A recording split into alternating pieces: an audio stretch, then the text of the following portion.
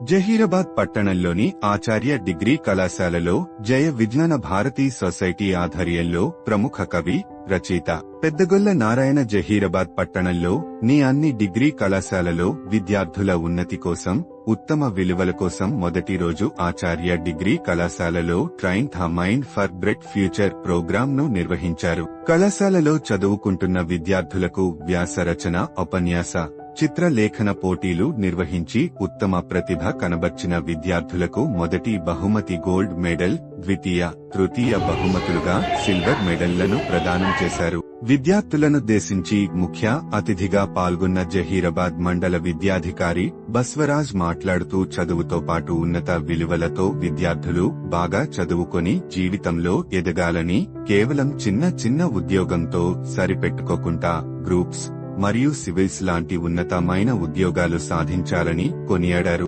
Vashishtha degree కళాశాల ఉపన్యాసకులు శ్రీనివాస్ మాట్లాడుతూ క్రమశిక్షణతో విద్యార్థులు ఏదైనా సాధించవచ్చు అని, అదే విద్యార్థులు డిగ్రీకే పరిమితం కాకుండా విభిన్న కోర్సులు చేసి ఉన్నత ఉపాధి, ఉద్యోగులుగా స్థిరపడాలని తెలియజేశారు.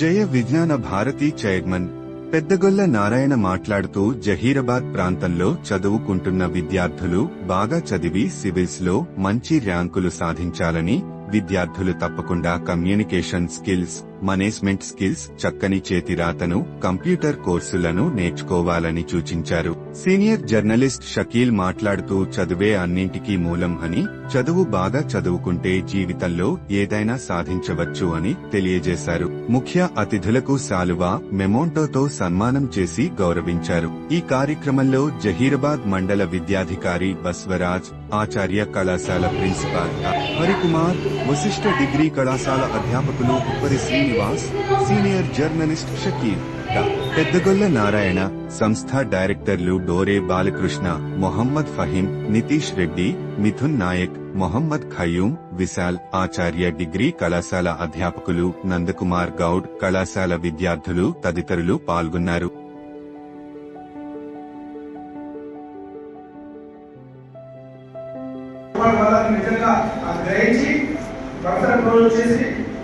దాన్ని ఒక ఎజెండా తయారు చేసి, ఒక ఎయిమ్స్ తయారు చేసి, మన డైరెక్టర్స్ తర్వాత సభ్యులన్నీ తయారు చేసి దానికి స్థాపించడం జరిగింది.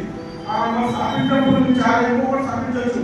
అన్నదాన కార్యక్రమాలు, బట్టలు పంచే కార్యక్రమాలు స్థాపించడానికి అవకాశం తీసుకోవచ్చు. అంత కాదు, నా బ్రెయిన్ ఏముందంటే మనం బాగా చదువుకున్నాం, నేను డాక్టర్ స్థాయి చేయాలి, తెలుగు స్థాయిలో కూడా.